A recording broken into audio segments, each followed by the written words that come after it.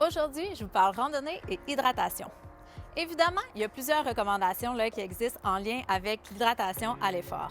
Par contre, il y a tellement de facteurs qui influencent vos besoins que je vous recommande de vous approprier les recommandations.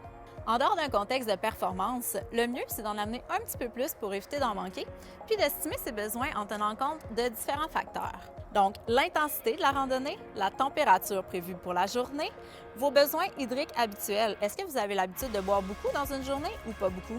La prise de médication, puis finalement votre niveau de sudation. Une fois dans la montagne, assurez-vous d'avoir votre breuvage à portée de main. Évitez de laisser la bouteille dans votre sac à dos pour être obligé de vous arrêter pour la prendre. À ce moment-là, c'est sûr que vous allez moins boire.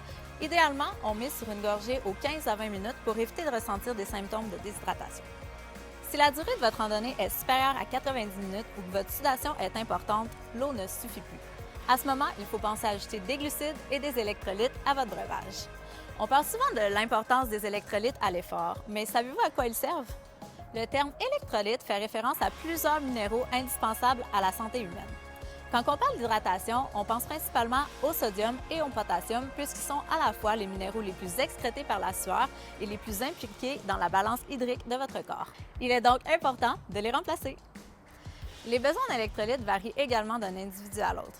Un petit truc, c'est que si vous remarquez que votre sueur goûte salé ou si vous remarquez un cerne sur vos vêtements après l'effort, probablement que votre sueur est riche en minéraux. À ce moment, n'hésitez pas à miser sur la fourchette supérieure des recommandations en termes d'électrolytes. Les glucides, quant à eux, sont la principale source de carburant à l'effort.